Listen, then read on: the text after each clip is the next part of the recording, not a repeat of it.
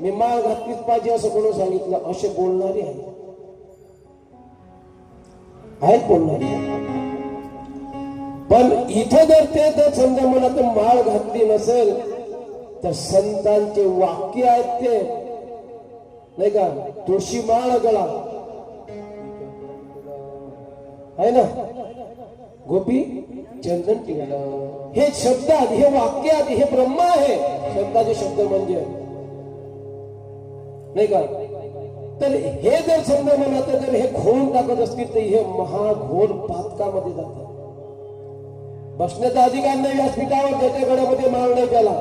महाराज तपाशे महाराज सत्य बोलतो, व्यासपीठावर बसायचा अधिकार नाही ना, नारदाच्या गादीवर उभं राहायचा अधिकार नाही त्याला. तुळशी माळ जर गळ्यामध्ये नसेल तर प्रवचन हे होत का, सभा होत का?